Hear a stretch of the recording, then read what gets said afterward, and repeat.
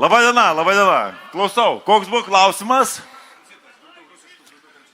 Tai ministrė, žiūrėkit, iš tikrųjų lapkričio pabaigoje pirmieji pavojaus varpą pradėjo mušti Latvijos ūkininkai ir mes iš jų sužinojom, kad ir tą pripažino Latvijos vyriausybė, kad į Europą per 23 metus, nepilnus metus, per 3 ketvirčius buvo įvežta beveik 1 milijonas tonų grūdų.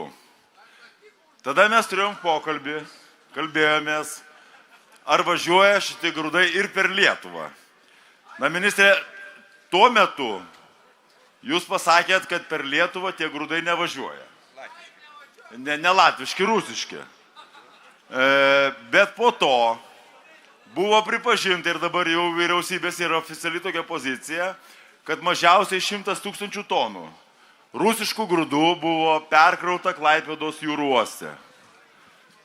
Mes, Lietuvos žmonės, Lietuvos ūkininkai, reikalaujam, kad šitas tranzitas rusiškų grūdų per Lietuvą būtų sustabdytas, nes tai nesuderinama su mūsų vertybėm, su morale, nes negali tai būti, kad rusų banditai vežtų per Lietuvą grūdus, krautųsi milijonus į savo kišenes ir už tos pinigus žudytų ukrainiečių vaikus. Taip negali būti. Nesvarbu, kad ten galvoja vengrai ar kokie austrai, mums tai nerūpi. Mes lietuviai reikalaujam, kad tas tranzitas būtų nutrauktas nedelsiant ir Klaipėda nebūtų Rusijos tarnaitė. Tai melavot, ministrė, rudenį? Sakėt, nėra tranzito. Žiūrėkit, aš dar kartą sakau, ir gerbiamas Aušrys, bet jau tikrai... Alio, žiūrėkit, jau kas, jau tikrai gerbiamas Aušrys tikrai neduos meluoti. Tai pradžioje koks buvo 2 žinutės. Tiesa, buvo žinutė importas ir buvo tranzitas, ane? Mes pradėjom tikrinti pagal importo duomenis. Taip, ir pasitikrinę importo duomenis, pamatėm ir tą viešai pasakėm. Kviečių, į rusiškos kilmės kviečių į Lietuvos teritoriją neįvažiavo. Buvo kitų kultūrų ir panašiai. Taip.